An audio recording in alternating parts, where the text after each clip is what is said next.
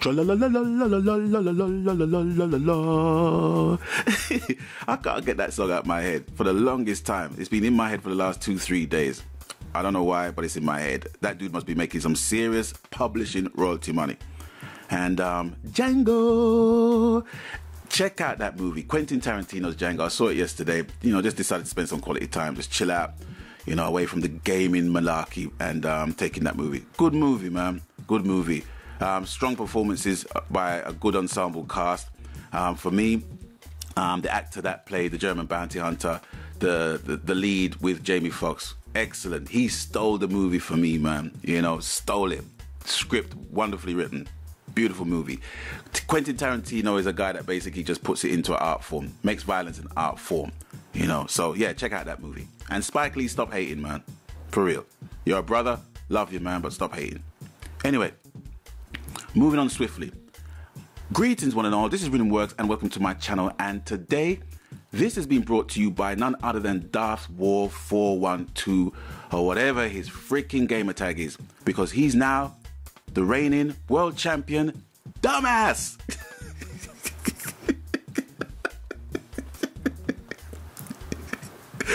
He's a dumbass. He's a dumbass, man. And he is the main inspiration for this episode of Facepalm, because I like to talk about world champion dumbasses. As a world champion dumbass, you got to put some time and dedication and practice in being a world champion dumbass. So I applaud your efforts. I applaud your efforts. Thank you so much. For you have been the inspiration for this episode. All on your own. Okay, I'm going to break it down in two strands. Because you got to deal with the positive and the negative, and you just make up your own mind, right? Okay, now, on the positive, you have world champions that buy the game, learns how to play the game, get to grips with the control and the configuration and blah blah blah blah, and plays the game. They do the walkthrough or what have you, and then they basically take it online onto multiplayer, and they meet up with opponents that's sometimes better than them, worse than them, and they hone their skills, sharpen up their skills, and become part of the leaderboards. Top 100, top 50, take your pick. And then within that top 100, you have the elite players who are somewhat in the top 20, let's say. And within the top 20, the highly elite players within the top 10 and 5. And you become a leader, you know, and you become the world champion. And as a result, you impart your skills on other people who like the game as being part of the community. And, you know, you show your skills, you give your advice on how to play the game, because you've been world champion, so you don't really have anything more to prove. So you stay in contact with people in the community to build the community and make it grow. That's what I call a world champion. But then you have these world champion dumbasses. You see, that's my catchphrase. Now, there's certain gamers and certain commentators that have a catchphrase. Now, I think Fight Night's finest is, will somebody teach this man some defense? And then you have Sakaruba 1982 with, all right, you slag, this is Sakaruba 1982, and I'm going to put my child pants on. sorry, Sakaruba, I don't mean no offense, bro. I really don't, but your voice is funny, man. Cracks me up every time I hear it. The point I'm basically making is that these guys have catchphrases. And my catchphrase has definitely got to be, file him under dumbass. That's my catchphrase. File him under dumbass is my catchphrase, exclusively for dumbasses, and especially for world champion dumbasses. Now, the other strain, you have the world championship dumbasses that buy the game, plays the game, is not having any great luck in playing the game the way it's supposed to be played, and then figures out a way to exploit the game, cheat the game, goes on the computer and Googles and finds out how to actually cheat the game, get tips on YouTube, and then, you know, exploit the shit out of it and get on the leaderboard that way too. And as a result, they become world champion at whatever. And I have to kind of direct it at one particular game, and it's Fight Night Champion, because I find the most offenders on that, you know. Well, it's all good, you know, it takes all kinds to make the world go around. But in relation to that, that's what a lot of them do. And they expect me and other people to revere them because they attained a level of greatness through them being a dumbass. And I can't subscribe to that on any level. With the positive element of being a world champion, you have to kind of align it to other professions, like being an actor. Okay? You spend your life or your career being in front of a camera and playing certain roles. And by learning the industry and learning the craft from that side, you amass the skills to be able to direct your movies, right? Now, Clint Eastwood, classic example. I don't know what he was doing when he was talking to the chair with the whole election thing, but anyway, I digress. But Clint Eastwood is an example.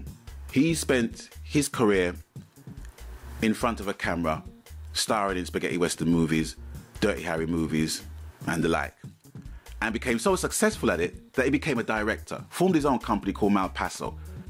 He has basically a lifetime contract with Warner Brothers. He can basically say to Warner Brothers, "Hey guys, I just want to make a movie about taking a shit. What do you say?" And they will just give him the green light all the way. That's the power he's got, you know.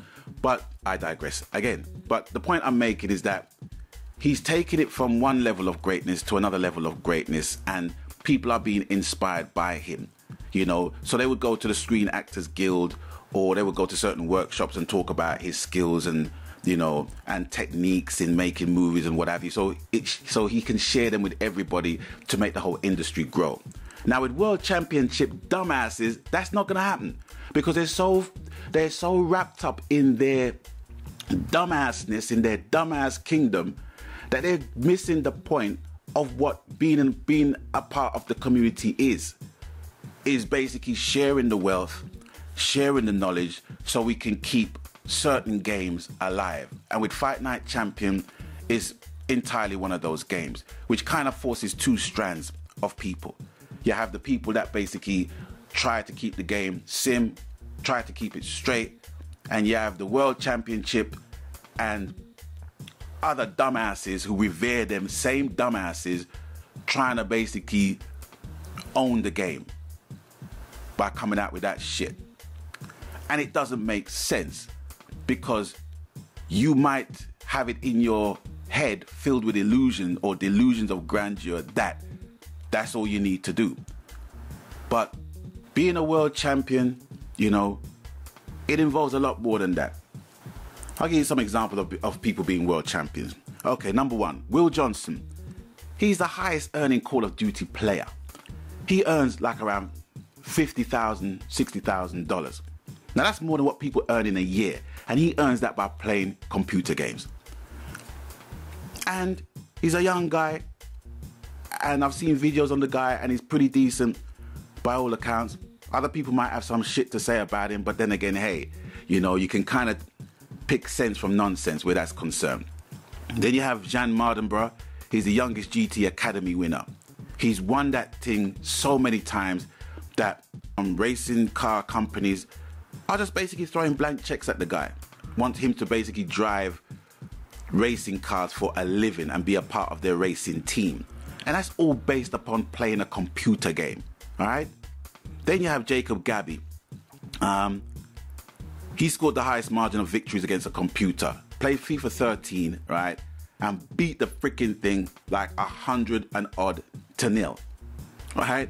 Now I know out of those three examples, that's kind of like the lesser example. But there's no reason for him to be a dumbass. Because what people want to do is to, you know, is to find out, well, how do you do that? And watch him do that and, you know, share in the experience of him doing that, as well as Jan, whatever his name is, and Will Johnson, right? So, but you can't expect people to revere you by being a world champion by cheating and exploiting. That's just being a dumbass. Yeah, dumbass. Look at Lance Campbell. Lance Campbell? Where did I get Lance Campbell from? Look at Lance Armstrong, man. Lance Armstrong won the Tour de France or whatever it was, had 5 yellow jerseys, got stripped by the cycling board, and got stripped even more by Oprah Winfrey. So my tip to all you world champion dumbasses, okay, is not so much share your knowledge, because I don't want to know how you cheat the game, you dumbass. I don't want to know. Fix up yourself, right?